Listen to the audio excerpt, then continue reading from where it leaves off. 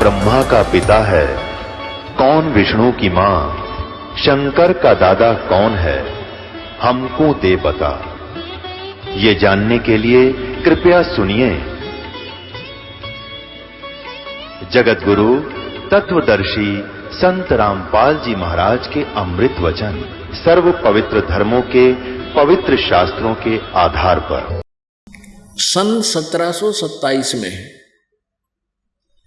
ये तो अभी बहुत निकट की बात है, 300 वर्ष पहले, जब आदरणीय संत गरीबदास जी 10 वर्ष के थे और अपने ही खेतों में गौवें चरा रहे थे। आदरणीय गरीबदास साहिब जी गांव छुडानी, जिला झज्जर, हरियाणा के अंदर इनका जन्म हुआ। किसान यानी जाट कौम के अंदर इनका जन्म था और ये वहाँ गरीबदास साहिब जी के लगभग 1450 एकड़ जमीन थी। बहुत रईस घर में जन्म था। किसान होने के नाते फिर भी सभी अपना कार्य हाथ से किया करते थे। सैकड़ों गायें रखते थे घर वाले। पढ़ाई पहले शिक्षा नहीं थी। शिक्षा तो अब ये परमात्मा ने दया की है आपके ऊपर। शिक्षा अभी इसका प्रचार करवाना था आप जी को, सद्ग्रंथ समझाने के लिए, भगवान को पहचानने के लिए। 10 वर्ष के बालक गरीबदास जी स्वयं अपनी 100-150 गौओं के जो है ना गोपाल बनकर गए हुए थे पाली, और साथ में 5-7 और बच्चे गांव के बड़े छोटे कुछ किराए के व्यक्ति वहाँ गौवें चरा रहे थे। गांव कबलाना है, गांव छुडानी से उनकी सीमा लगती है, कबलाना गांव। उस सीमा के पास गरीबदास जी महाराज जी के अपने खेत थे। बहुत लगभग सैकड़ों एकड़ जमीन थी। पहले वर्षा हो जाती थी तो कहीं फसल बीज देते थे, अन्यथा चरागाह के लिए बहुत स्थान छोड़ दिया करते थे, पशुपालन करते थे।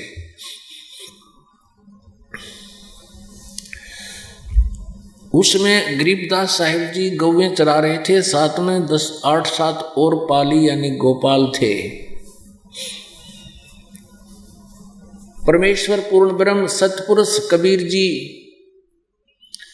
सन 1518 में सशरीर गए थे सतलोक में,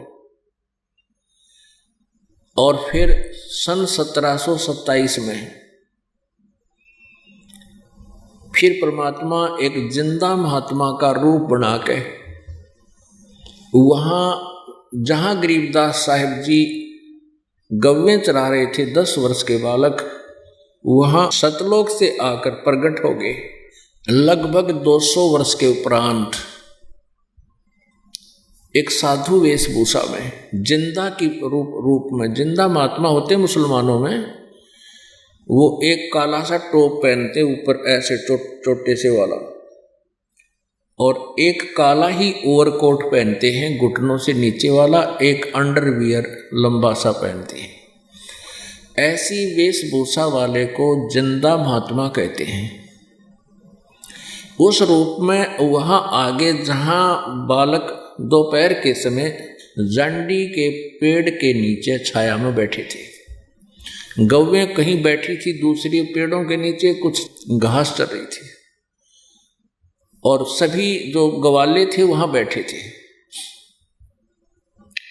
अब परमात्मा जब वहां आकर जैसे ऐसे चलकर आए जैसे कोई रास्ते चलता अतिथि हो, तो परमेश्वर ने उनको नमस्कार कहा, राम राम कहा। सभी बड़े छोटे सब ने प्रत्युत्तर दिया, राम राम कहा, और कहा महाराज जी आओ भोजन पाओ। वो खाना खा रहे थे पाली ग्वाले। परमेश्वर ने कहा भी खाना नहीं खाऊंगा, मैं खाना अपने गांव से खा कर आया हूं। पालियों ने पूछा आपका गांव कौन सा है? कि सतलोक है मेरा गांव। कितनी दूर है यहाँ से? परमेश्वर ने बताया कि 16 शंख कोस की दूरी पे। अब पालियों ने शंख शंख का पता नहीं था, वो 16 कोस सुन ली। 16 कोस माने ये समझो 40-45 किलोमीटर दूर है। तो पालियों ने कहा, ग्वालों ने कहा कि महाराज जी आपको तो भूख लगी होगी, इतनी दूर से चलकर आए हो। महाराज जी ने कहा परमात्मा ने कि नहीं, भोजन नहीं खाऊंगा मैं। तो पालियों ने कहा भोजन नहीं खाओगे, दूध तो पीना ही पड़ेगा। यानी अतिथि सत्कार करते हुए एक ऐसे प्यार से कहा कि नहीं, दूध तो महाराज जी पीना ही पड़ेगा, हम अतिथि को ऐसे नहीं जाने देते बगैर कुछ आहार कराए। तो परमेश्वर ने कहा भी मैं तो कंवारी गाय का दूध पीता हूँ, कंवारी गाय का दूध पीऊंगा। तब पाली कहने लगे, ग्वाले कहने लगे जो बड़े बड़े थे कि बाबा जी आप तो मजाक करते हो, आपकी दूध पीने की नीयत नहीं है, आप मजाक मत करो। कंवारी गाय कभी दूध दे सकती है?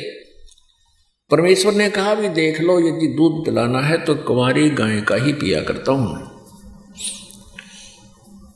तब गरीबदास जी 10 वर्ष के थे, एक कंवारी गाय को ले आए जो उनकी बहुत प्रिय थी। उसको लाकर खड़ा कर दिया, कहा बाबा जी देखो इसके बच्चा तो है ही नहीं, ये दूध कैसे देगी? अब पालियों के पास एक पात्र था, एक 5-7 किलो का, जिसमें लस्सी ले जाते थे, उसको फिर धो धा के शेष समय में जल लाते थे कुएं से भरकर, वहां अपने साथ रखते थे।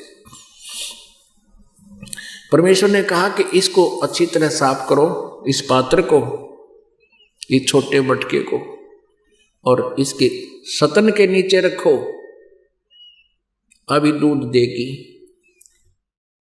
अब गरीबदास जी ने वो नीचे से वो पात्र पकड़ दिया, उसके थनों के नीचे कर दिया। अगले बाबा जी परमेश्वर कबीर जी ने कमर पर थपकी लगा दिया, आशीर्वाद दे दिया। लंबे लंबे सतन हो गए, अपने आप दूध चल पड़ा, पात्र भर का भरते ही बंद हो गए। अब गरीबदास जी ने कहा कि ले भगवान आप पियो, आपने ही रजा बख्शी है। अब आधा दूध परमेश्वर ने पिया, ऐसे मुंह लाकर सीधा है, और आधा कहा ले वे पालियो ग्वालो तुम पी लो, ये दूध यहाँ का नहीं है, ये ऊपर के लोग तो आया है। अब जो बड़े पाली ग्वाले थे वो कहने लगे हम ना पीवे, ये पाप का दूध, कुंवारी गाय का दूध काट दिया तने, ये जादू जंत्र का हम ना पीवे। वो तो उठकर चले गए। अब 10 वर्ष के बालक गरीबदास जी बोले वाले पुण्यात्मा,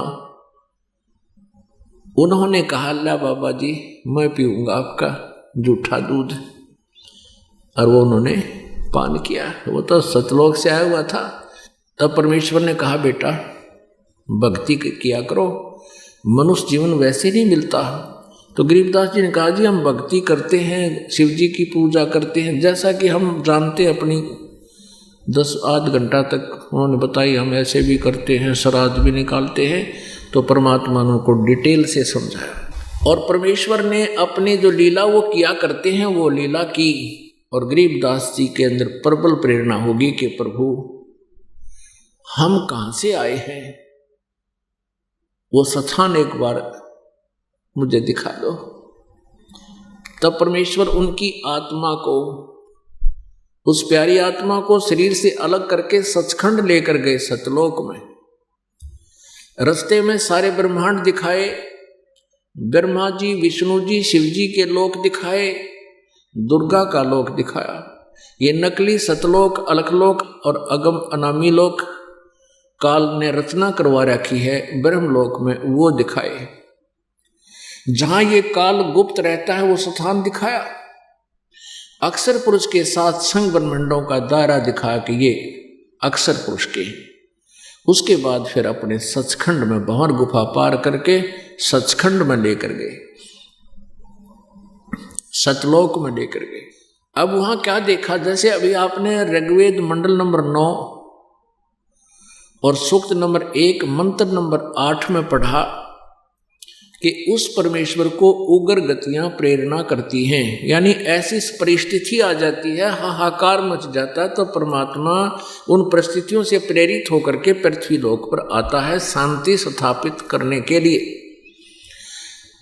और वो भासमान यानी हल्का तेज पुंज का शरीर धारण करके आता है। 3 प्रकार से वो लीला करता शरीर की, उसके 3 प्रकार से वो अपना यहाँ प्रकट होता है। जैसे एक प्रकार से तो सतलोक में सचखंड में एक बहुत बड़े गुमज में साकार रूप में विराजमान है, एज मनुष्य दृश्य शरीर है उनका, इतना तेजो में शरीर है, एक रोमकूप में करोड़ सूर्य करोड़ चंद्रमा मिला दे, दोनों की रोशनी भी फीकी पड़े।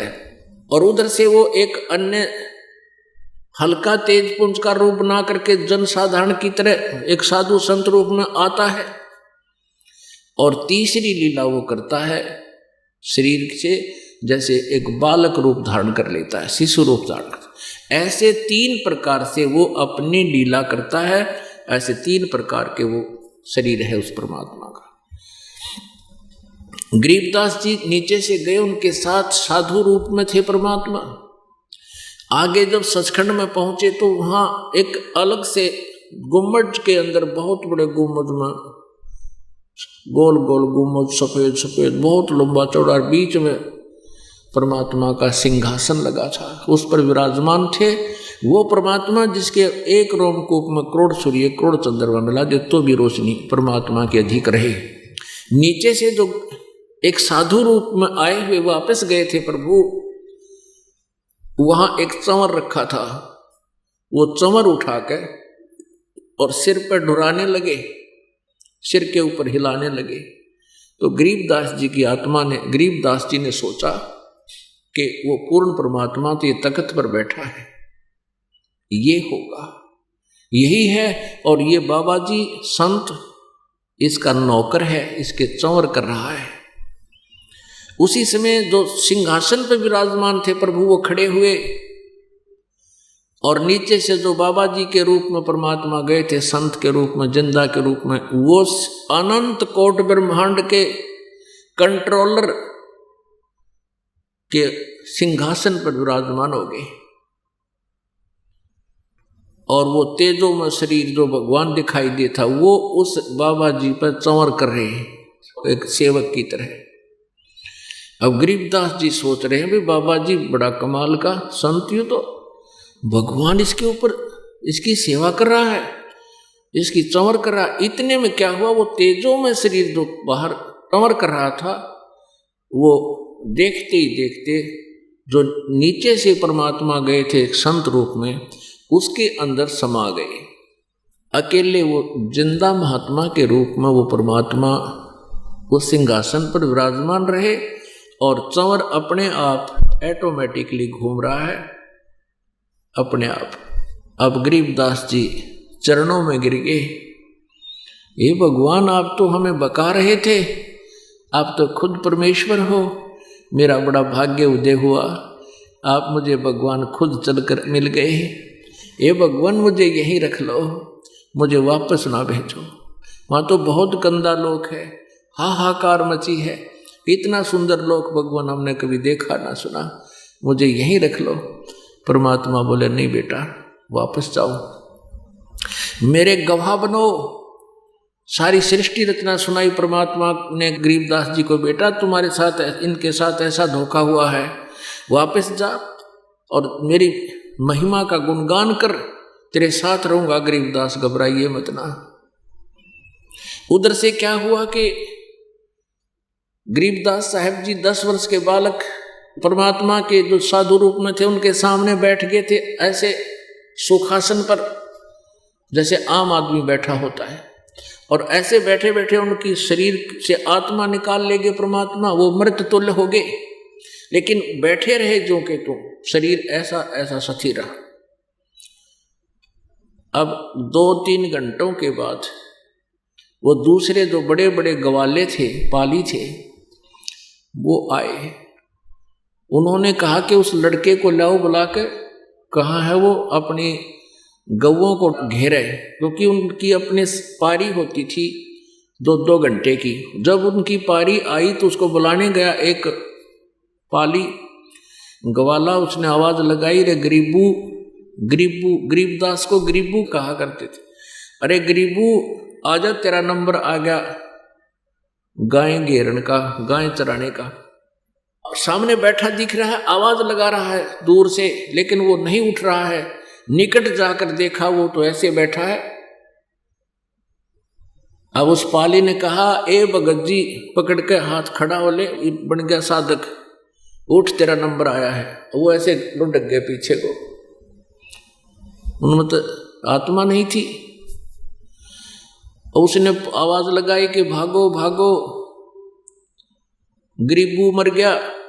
वो सारे पाली भागे आए, देखा सचमुच से तो मर गया। वो कहने लगे मरना ही था, इसने जंतर मंत्र का दूध पी लिया, जादू जंत्र का दूध पी लिया। इकलौता पुत्र था, बहुत बड़ा रईस उसका पिता था। 12 वर्ष के बाद अकेला पुत्र उत्पन्न हुआ था। उसी की मृत्यु गांव में जब पता चला, पूरे गांव में सन्नाटा छा गया। छोटा सा गांव होता था उस समय, कोई इधर दौड़ा कोई उधर दौड़ा, सारा गांव भाग लिया जहां उस बच्चे की लाश शव पड़ा था। वहां से उठा लाए, गांव में घर में लाए, घर से फिर इकट्ठे हुए, फिर उनको अंतिम संस्कार करने के लिए उस बच्चे के शरीर को चिता पर रख दिया गया था। उसी समय परमेश्वर ने गरीबदास जी से कहा, बेटा जा, तेरे शरीर को नाश करने वाले हैं, जल्दी। 1 सेकंड के अंदर परमात्मा ने उस आत्मा को शरीर में प्रवेश कर दिया। प्रवेश होते ही वो एकदम ऐसे उठे, सारे बंधन जो ऊपर बांध रखे थे अपने आप टूट गए और नीचे उतरकर ये वाणी उच्चारण करने लगे परमात्मा ने, जो उनके अंतःकरण में फीड करती थी। मैं तो दे दी है बालम याणे नू, मैं तो दे दिए बालम याणे नू, मैं तो दे दी है बालम याणे नू, मैं तो दे दी है बालम याणे नू, मैं तो दे दी है बालम याणे नू, मत दे दी है बालम याणे नू। अब ये आत्मा रोती है जब इसको ज्ञान हो जाता है कि मैं कहाँ फंस गई।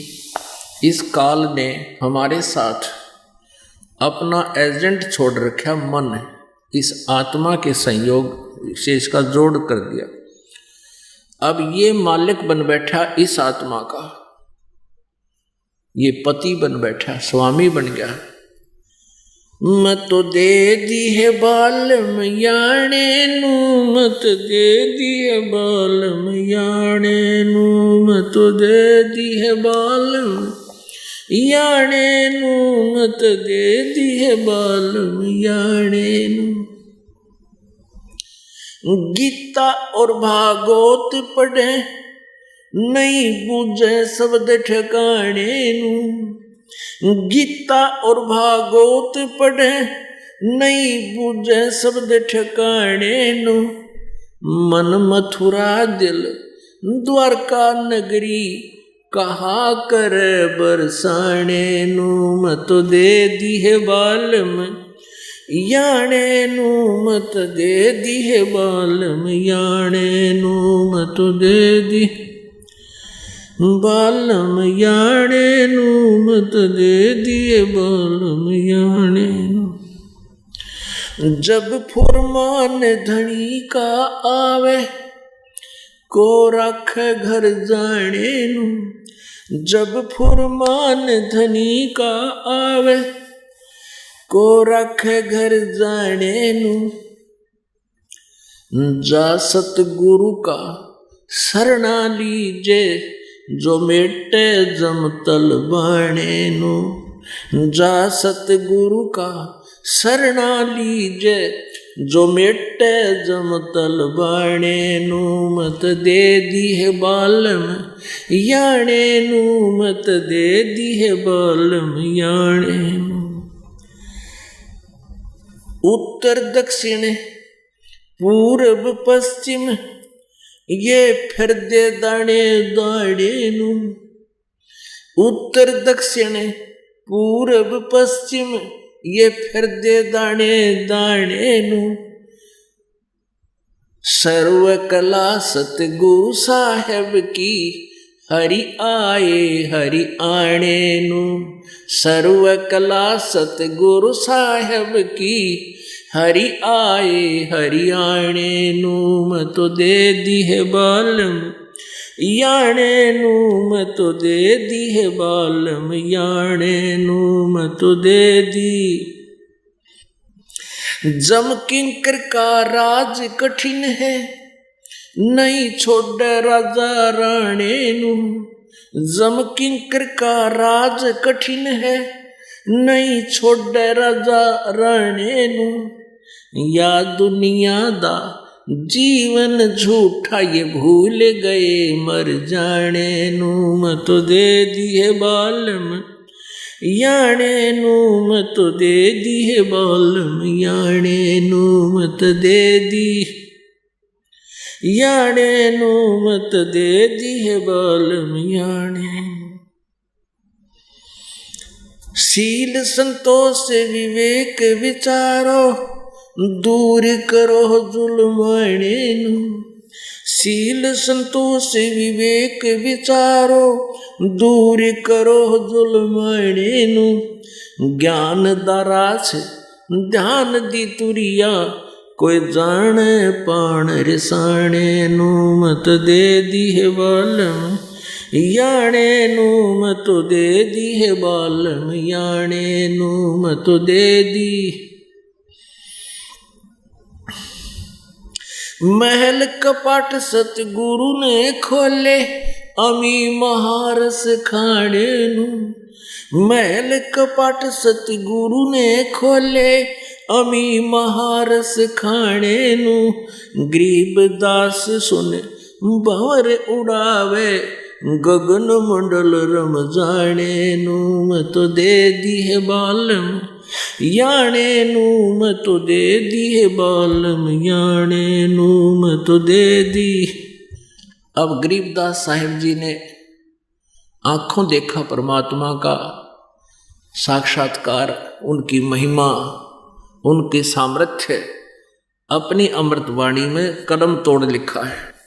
और क्या बताया है कि हम सुल्तानी नानक तारे दादू को उपदेश दिया। जात जुलाहा भेद न पाया वो काशी माहे कबीर हुआ। अनंत कोट ब्रह्मांड का एक रति नहीं भारे। सतगुरु पुरुष कबीर हैं ये कुल के सिरजनहारे।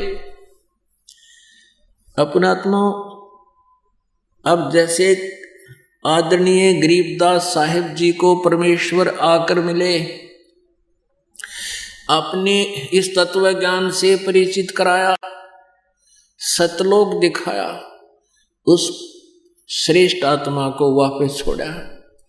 ऐसे ही परमेश्वर नानक साहिब जी, श्री नानक देव जी को बेई नदी पर, जिसमें नानक साहिब जी शादीशुदा थे, वहाँ हो चुका था, 2 बच्चों का भी जन्म हो चुका था, अपनी बहन की ससुराल में, और वहाँ एक सुल्तानपुर शहर में नवाब के यहाँ नौकरी करते थे। और प्रतिदिन स्नान करने के लिए बेई नदी पर जाते थे, जो दरिया 7 से बहती थी। सुल्तानपुर शहर पश्चिमी पाकिस्तान में, वर्तमान में, पहले भारत ही था पूरा। तो वहाँ परमात्मा समकालीन थे। ये परमेश्वर कबीर जी उनके पास गए थे, नानक देव जी के पास, वहाँ मिले थे बेई नदी पर किनारे पर स्नान करने जब वो गए हुए थे। अपना परिचय दिया पहले तो कि मैं ऐसे ऐसे काशी में रहने वाला धानक जुलाहा हूँ। तो नानक साहिब जी से काफ़ी चर्चा की। नानक साहिब जी ने बताया कि मैं श्री कृष्ण जी की पूजा करता हूँ, क्योंकि हिंदू धर्म में जन्म था नानक जी का, और ब्रजलाल पांडे से ये गीता पाठ प्रतिदिन पढ़ा करते थे बचपन में। उन्हीं संस्कारों में रंगे हुए थे, श्री कृष्ण से ऊपर किसी को नहीं मानते थे। तो परमेश्वर कबीर जी और उनकी 2 घंटे वार्ता हुई थी एक दिन सुबह सुबह। और भी 10-20 श्रोता इकट्ठे हो गए थे जो स्नान करने के लिए गए हुए थे सवेरे सवेरे।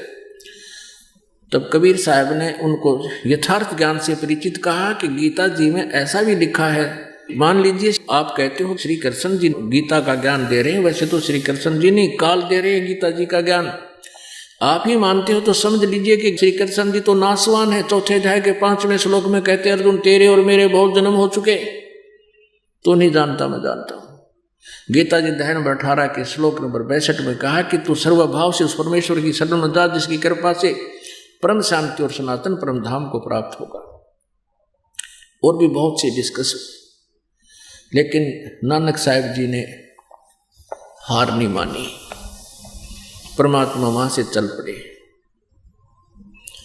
और उपस्थित व्यक्तियों ने पूछा ये कौन था, क्योंकि जिंदा महात्मा के रूप में थे वो। नानक साहब ने कहा कि धाणक था, जुलाहा जाति का धाणक था, ये काशी का कबीर नाम था इसका। ऐसे अटपट कर रहा था।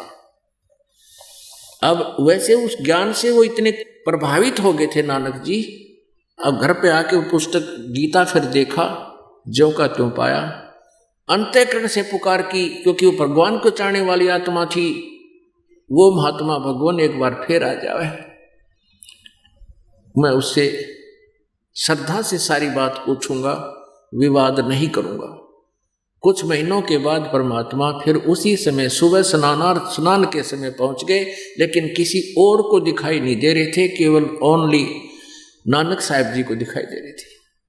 तब नानक साहब जी की उनकी काफी देर वार्ता हुई एकांत स्थान पर।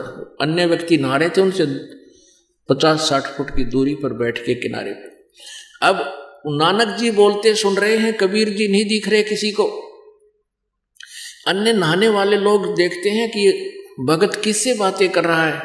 दूसरे कहते हैं भगतां की भाई ऐसी अटपटी बातें होती हैं, ये अपनी कोई ध्यान मगन है, आप अपना काम करो, स्नान करते रहो। कुछ देर में नानक साहब ने कहा कि मैं आपको जब मानूंगा मुझे तुम खोज देना।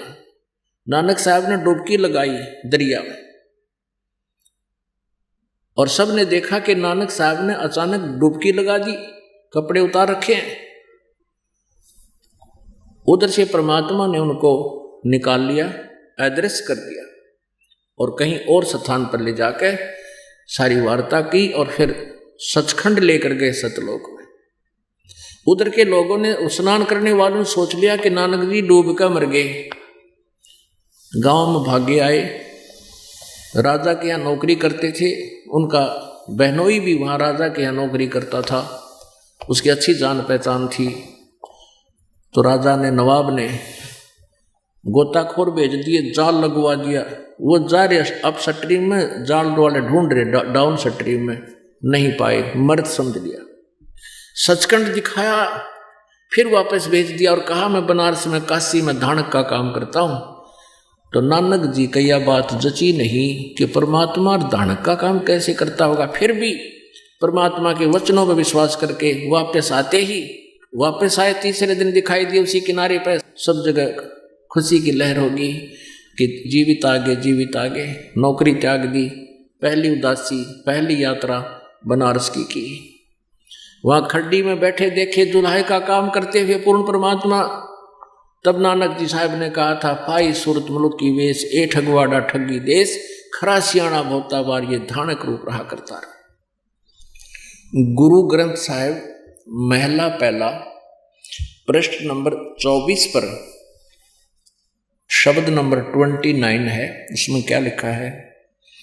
एक स्वाइन दो सुवानी, नाल भल के भौकाई सदा बियाल, कूड़ छुरा मुठा मुर्दार, धाणक रूप रहा करतार। हमारे यहाँ पूरे पाकिस्तान तक जुलाहे को धाणक बोलते हैं। मैं पथ की बिंद न करने की कार, ओ बिगड़ रूप रहा विकराल, तेरा एक नाम तारे संसार है। तेरा एक नाम तारे संसार है, मैं एहो आस एहो आधार, मुख निंदा आख्या दिन रात, पर घर जो ही नीच मनात, काम क्रोध तन वसे चंडाल, ये धानक रूप रहा करतार। फाई सूरत मुल्क की वेश, ओ ठगवाड़ा ठगी देश, खरा सियाणा भोता भार, ये धानक रूप रहा करतार। मैं कीता न जाता हराम खोर, वो किया मुँह देसा दुष्ट चोर, नानक नीच कहे विचार, ये धानक रूप रहा करतार। गुरु ग्रंथ साहिब प्रश्न नंबर 721, महला पहला। एक अर्ज गुप्तम पेश तोदर, कून करतार, हक्का कबीर, करीम तू बेऐब परवरदिगार। सबक लिखा है, एक अर्ज गुप्तम पेश तोदर, कून करतार, हक्का कबीर, करीम तू बेऐब परवरदिगार। दुनिया मुकामे फानी, तहकीक दिलदानी, मम सर मुई अजराइल गिरफत दिल ऐंच नदानी।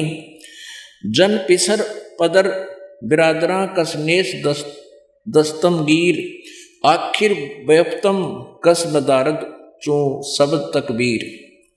सब रोज गस्तम दरवाहा करदेम बदी ख्याल, गाहे न नेकी कार करदम मम ई नीची अहाल, चीनी अहवाल। बद बखत हमचू बखील, गाफिल बेनजर बेबाक, नानक बगोयद जनतुरा तेरे चाकरा पाखाक।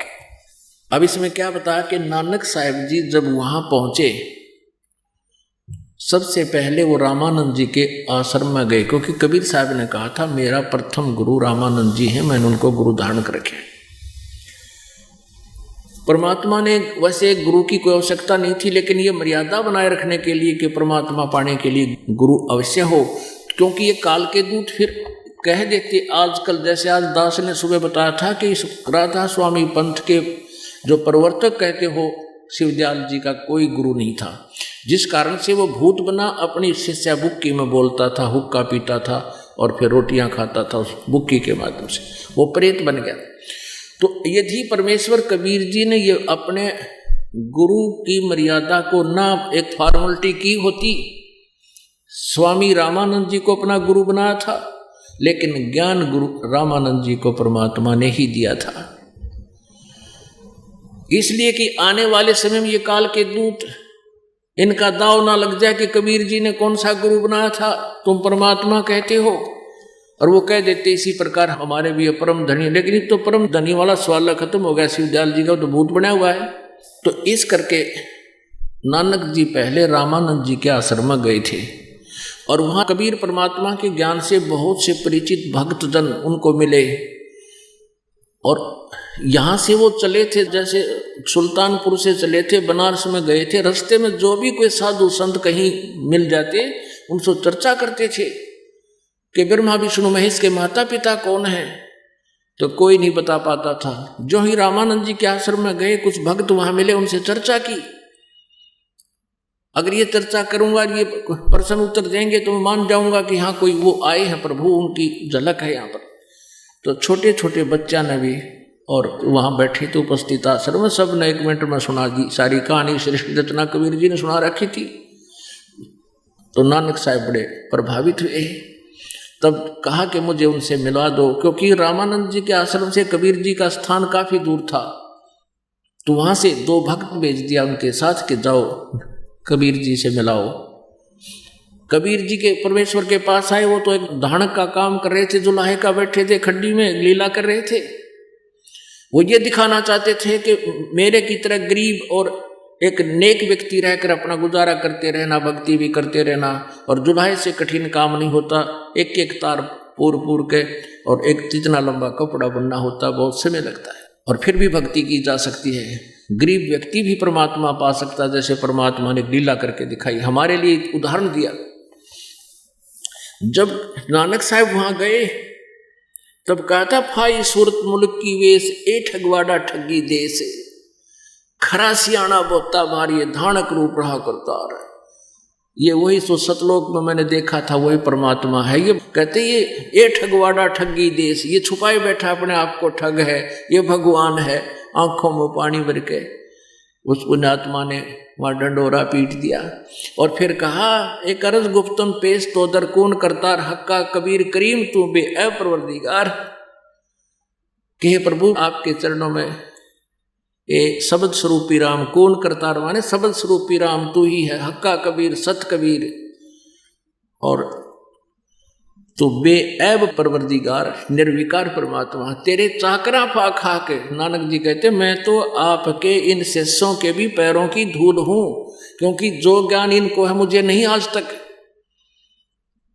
और उसके बाद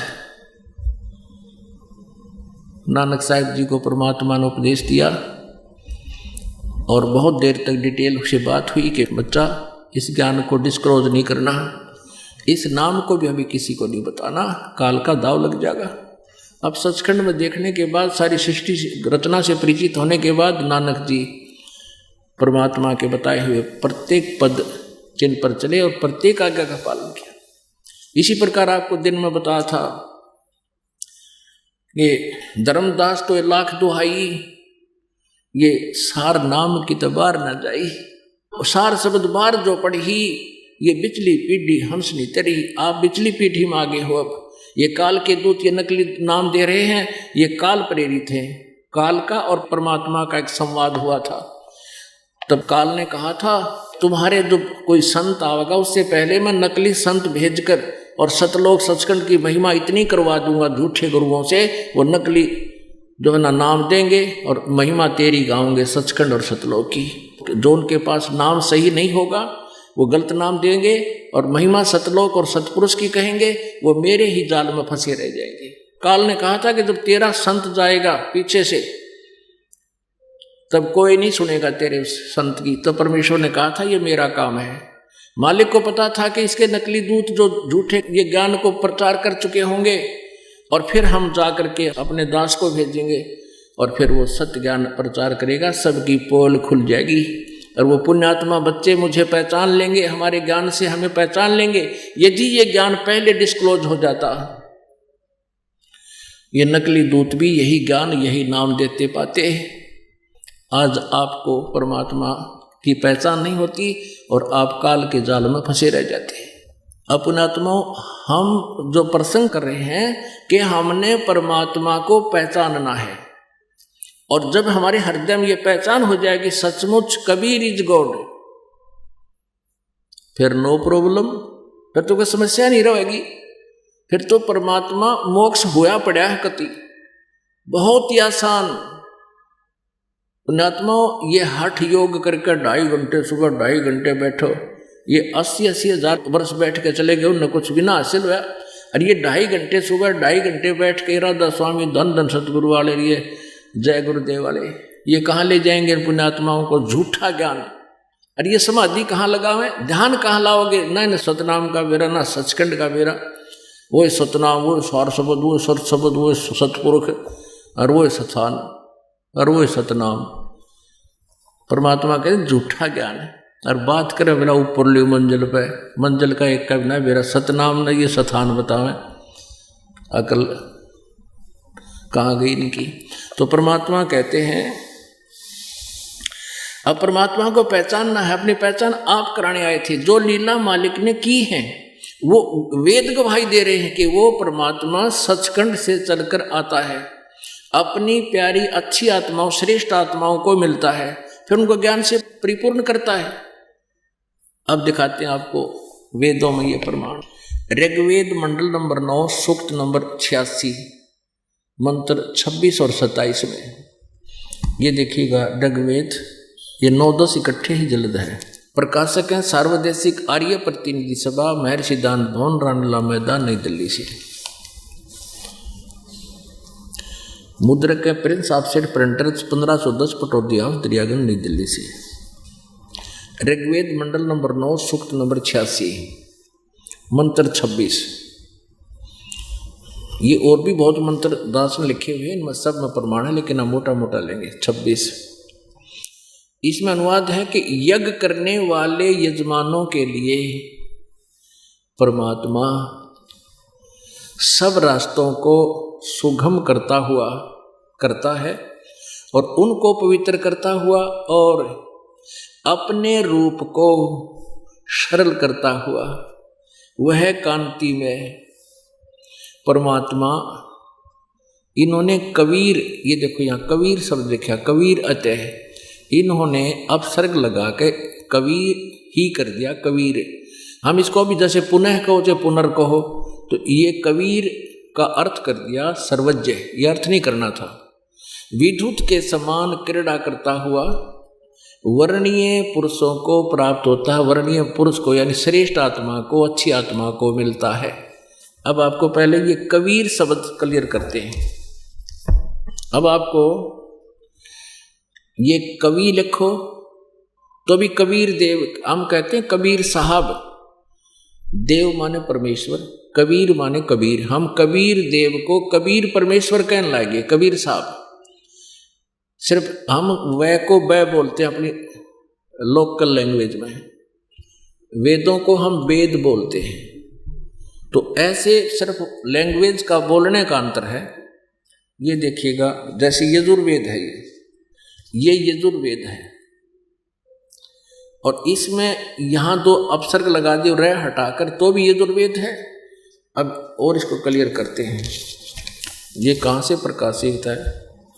प्रकाशक हैं सार्वदेशीय कार्य प्रतिनिधि सभा, दयानंद भवन 3/5, आसफअली रोड, निकट रामलीला मैदान, नई दिल्ली से।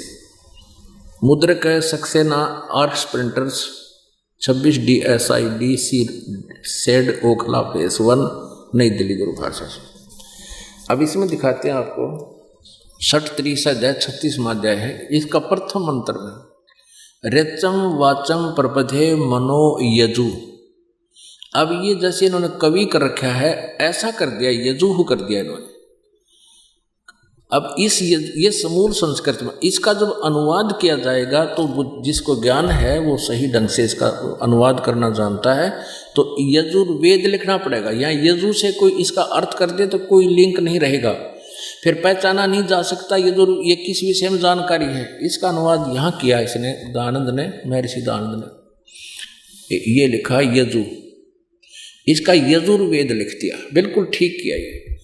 अब यजु है, इसका अनुवाद करते समय लिखना पड़ेगा यजुर्वेद। अगर इसका अनुवाद कर दे यज्ञ स्तुतियों का संग्रह, तो नहीं समझ सकते ये जानकारी किसकी है। तो यजु होते हुए भी अनुवादकर्ता ने यजुर्वेद लिखना पड़ा, तभी समझा सा उसका कि यजुर्वेद के बारे में जानकारी है। इसी प्रकार जहाँ कबीर इन्होंने कर दिया, उस प्रकरण वश वहाँ लिखना था, वो कबीर देव, हम कबीर साहब बोलते हैं उसको। अब आइए उसी बात पर, अब आइए हम फिर ऋग्वेद दिखाते हैं आपको, जहाँ पर इन्होंने कवि का अर्थ कर दिया, कबीर का वह लिखना था कबीर देव। जैसे यजु को यजुर्वेद लिखना पड़ा, ऐसे ही यहाँ कबीर को कबीर देव लिखना पड़ेगा। ये देखिए ऋग्वेद मंडल नंबर 9, सूक्त नंबर 86 और मंत्र नंबर 26 हम पढ़ रहे हैं। यहाँ कबीर लिखा, कबीर, हम इसको कबीर देव लिखेंगे।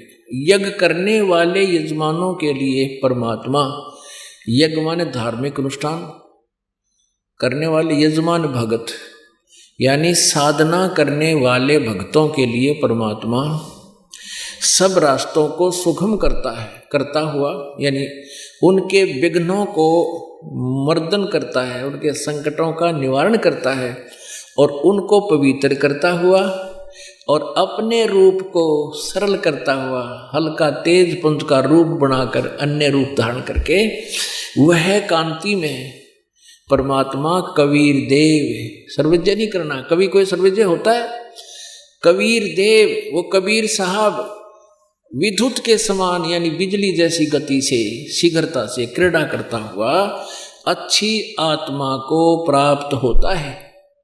अच्छी आत्मा को, जो नेक आत्मा होती है, श्रेष्ठ आत्मा को प्राप्त होता है। अब देखना, अब 27 में लिखा है कि वह जो परमात्मा ध्युलोक के तीसरे पृष्ठ पर विराजमान है, वो ऊपर रहता है तीसरे लोक में। ध्युलोक के यानी ऊपर तेजों में लोकों के अंदर, ये तीसरे पृष्ठ पर तीसरे लोक में रहता है, वहाँ एक स्थान पर है, वहाँ से गति करके आता। अब दिखाते हैं, अब ऋग्वेद मंडल नंबर 9 सूक्त नंबर 82 दिखाते हैं आपको। इसका 1, 2, 3 कति क्लियर कर देगा। ऋग्वेद मंडल नंबर 9 सूक्त नंबर 82 और मंत्र नंबर 1।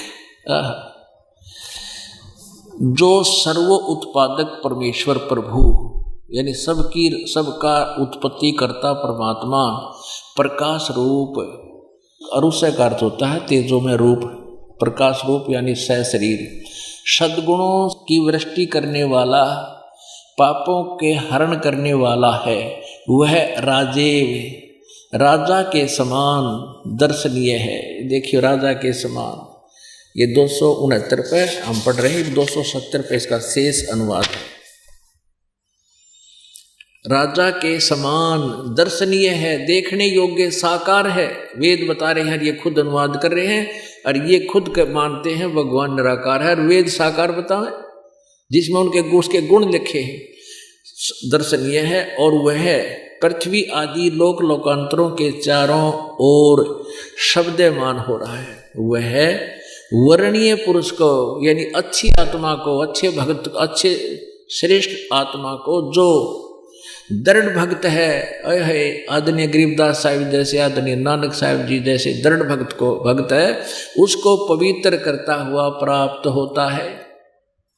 और कैसे होता है? जिस प्रकार विद्युत आकाशीय बिजली सन्हे वाले स्थानों को आधार बनाकर प्राप्त होता है। पुण्यात्मा, पहले क्या था? कांसी धातु, कांसी धातु के थाली और बेले गिलास आदि हुआ करते थे। और वर्षा के दिनों में हमारी दादी हमारी माताओं से कहा करती थी, काकी ताइयों को, कि तुम बाहर जो कांसी की थाली रखी हो, बेला रखा हो, उसको अंदर रख लो, वर्षा हो रही है और बिजली, आकाशीय बिजली इस थाली कांसी की धातु पर अमूमन गिरती है।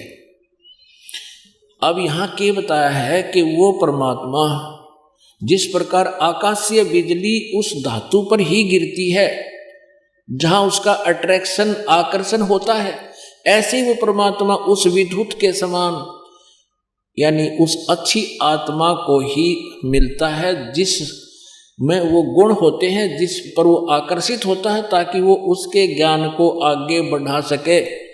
जैसे गरीबदास साहिब जी को मिला, उन्होंने डूंडा ठा दिया, नानक साहिब जी को मिलो, उन्होंने तहलका मचा दिया, जहाँ भी गए वहाँ गुण गाए। और परमेश्वर कहते हैं चारों युग में संत पुकारे को कहा हम हेल रे, हीरे माणिक मोती बरसे ये जग चुगता ढेल रे। कबीर परमात्मा कहते हैं चारों युगों में आया, मैंने ऐसी लीला की और जिन संतों को मैंने अपने से परिचित कराया उन्होंने भी गुणगान किए मेरी इस सच्ची भक्ति के, यथार्थ ज्ञान के। और हमने भी ढोल के डंके पे मैंने भी आवाज लगा लगा कर जनता को जगाया, सच्चाई बताई। और ये चारों युग में संत पुकारे कूक कहा हम हेल रे, हीरे माणिक मोती बरसे ये जग चुगता ढेल रे। ये सच साधना रूपी, सच्चे ज्ञान रूपी, मोक्ष रूपी हीरे और मोती हम वर्षा कर रहे हैं सच्चे ज्ञान की। ये जनता उस अज्ञानियों के साथ लगकर ये डले ढो रही है, कंकर पत्थर इकट्ठे कर रहे हैं, आन उपासना कर रहे हैं, झूठे मंत्र जाप करके अपना जीवन नष्ट कर रहे हैं। तो यहाँ जो परमात्मा लीला किया करते हैं वही हमारे सदग्रंथ गवाही दे रहे हैं। और वही वो परमात्मा की प्यारी आत्मा जिनको भगवान मिले वो भी अपना अमृतवाणी में एफिडेविट देकर गए हुए कबीर इज गॉड। ये देखिए आगे ऋग्वेद मंडल नंबर 9 सूक्त नंबर 82 का मंत्र नंबर 1 आपने पढ़ लिया। वह परमात्मा वर्णीय पुरुष जो अच्छी आत्मा होती है, श्रेष्ठ आत्मा को जो दृढ़ भक्त है, पक्का भक्त होता है, उसको पवित्र करता हुआ मिलता है, आके गति करके आता वहां से। और जिस प्रकार देखो चारों में शब्दायमान हो रहा है, वर्णीय पुरुष को मिलता है। और जिस प्रकार विद्युत सन्हे वाले स्थानों को आधार बनाकर प्राप्त होता है, यानी जहाँ उसी स्थान पर, उसी धातु पर गिरता है जहाँ वो आ सकती है, ऐसे परमात्मा मिलता है। यहाँ देखिएगा दूसरे में ऋग्वेद मंडल नंबर 9 सूक्त नंबर 82 मंत्र नंबर 2 में किस उद्देश्य से आता हो भगवान? हे परमात्मा, उपदेश करने की इच्छा से आप, यानी सत्य ज्ञान देने की इच्छा से आप महापुरुषों को प्राप्त होते हो और आप अत्यंत गतिशील पदार्थ के समान, यानी जैसे बहुत तेज चल कर आते हो, हमारे आध्यात्मिक यज्ञ को प्राप्त होते हैं। आप कबीर देव हैं। इन्होंने सर्वज्ञ अर्थ कर दिया कवि का, कबीर का। आप कबीर देव हैं। जैसे यजु लिखा था वहां पर उन्होंने यजुर्वेद लिखा, ऐसे ही यहाँ कबीर देव लिखना है। आप कबीर देव हैं, शुद्ध स्वरूप हैं। हमारे पापों को दूर करके हे परमेश्वर आप हमको सुख दें। अब इसमें तीसरे मंत्र में स्पष्ट किया है, पवित्र यज्ञों में रक्षा से आप प्राप्त होते हैं और पृथ्वी आदि लोक लोकांतरों में गति करते हुए वहां से चल कर आते हैं। आप सर्वव्यापक नहीं, आप स्वयं गतिशील होकर विराजमान होते हैं। अब और दिखाते हैं आपको, ऋग्वेद मंडल नंबर 9 सूक्त नंबर 20, यहां स्पष्ट लिखा है। ऋग्वेद मंडल नंबर 9 सूक्त नंबर 20 मंत्र नंबर 1 में यह लिखा, कबीर देव पर कबीर देव वित्ते अवय। या देखिए, वह परमेश्वर, यहाँ कबीर का अर्थ ये कबीर देव है, ऊपर रह लग रहा है, यू कबीर देव। यहाँ लिखना था वह परमात्मा कबीर देव है, कबीर साहब है, मेधावी है तेरे, सबका रक्षक है, विद्वानों की तृप्ति के लिए, यानी विद्वानों को ज्ञान देने के लिए, ज्ञान को विद्वानों को संतुष्ट करने के लिए यथार्थ ज्ञान देता है, सहनशील है और संपूर्ण दुष्टों को संग्राम में त्रिकृष्ट करता है, यानी इष्टत्व ज्ञान में हराता है। अब पुण्यात्माओं, अब ये ऐसा ज्ञान है, इतना निर्मल ज्ञान है, इतना आनंद आता है इसके सुनाने और सुनने में। अब 2 घंटे हो गए। अब तो जो दास चाहता था कि परमात्मा कौन है, कैसा है, उसकी और अन्य पहचान क्या है, ये बहुत सी बातें आपको बतानी थी, समय 2 घंटे से ऊपर हो गया। अपने आत्मा जो वेद गवाही देते हैं, आंखों देखा संत बताते हैं कि वो परमात्मा ऐसी लीला करता है, ऐसी लीला जो वेदों में वर्णित है। किसी भी जिनको हम भगवान मानते आए हैं, एक की बता दो, नहीं है तो वो भगवान नहीं है। अब उस परमात्मा को जिन्होंने पहचाना, अभी आपको बताया 2 महापुरुषों की तो थोड़ी थोड़ी सी जानकारी दी, वैसे बहुत डिटेल है इनकी। आदरणीय गरीबदास साहिब जी, आदरणीय नानक साहिब जी, आदरणीय गीसादास साहिब जी, आदरणीय दादू साहिब जी, आदरणीय धर्मदास साहिब जी, आदरणीय मुल्कदास साहिब जी, आदरणीय नामदेव साहिब जी, इनको भी परमात्मा मिले थे।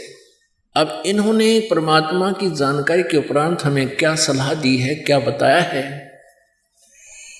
मैं तो दे दी है बालम बैरेनू, मैं तो दे दी है बालम बैरेनू, मैं तो दे दी है बालम बैरेनू, मैं तो दे दी है बालम बैरेनू। गरीबदास साहिब जी को परमात्मा मिले हैं, उसके बाद सब ज्ञान समझ में आया, तो हमारे लिए उन्होंने ये एफिडेविट बनाकर छोड़ दिए। हमें क्या समझाना चाहा कि तुम्हारे साथ ये मन ऐसा एलिमेंट लगा दिया काल ने, ये सत्य ज्ञान को सुनना पसंद नहीं करता, क्योंकि काल का दूत है ये। आप जैसे कोई राधा स्वामी पंथ में ठटोरिया है, आंखें नीचे बैठे श्रद्धालु नुकती और वहां खख नहीं, नो ऑब्जेक्शन। जैसे जय गुरुदेव का चले गए भोली आत्मा, वहां भी कुछ खख नहीं उनके पास और वहां भी कोई ऑब्जेक्शन नहीं। और अन्य साधना, कोई देवी देवता पूजता है, कोई तीर्थों पे जाता है, कोई ऑब्जेक्शन नहीं। और फिर इनको ये कहा जाए कि चलो बरवाला में ऐसा ऐसा ज्ञान दिया जाता है, ऑब्जेक्शनों की कमी नहीं। फिर काल इनको होशियार बना देता, वहाँ ऐसे कैसे हो गया, ऐसा हमने कभी नहीं सुना। जो नहीं सुना वही तो सुना रहे हम, इसको सुनोगे तो समझ में भी आएगा। अब क्या बताते हैं गरीबदास साहिब जी कि इस मन की ऐसी स्थिति है जैसे बहरा व्यक्ति हो ना, जिसको कम सुनता हो, उसको कोई बात कहता है तो कहता सुना नहीं मैंने, और फिर जोर तो बोला न्यू करेगा, और उसके मतलब की बात हो जब ने कहा मैंने सारी सुन दी, के बतलाओ हो मैंने सारी सुन दी, यानी अपने मतलब की जब मैं पकड़ गया, और काम होने का मन ना सुनता, कम सुने हैं। अब इस मन को कोई यूं कह दे कि चलो सत्संग में चलते हैं, तो 100 आना कानी करता है, टाइम को ना, समय नहीं है, फुर्सत नहीं है। और थोड़ी सी देर में कोई कह दिया जा वहाँ फिल्म देखने चलेंगे, चलेंगे, 2 मिनट में तैयार हो दे।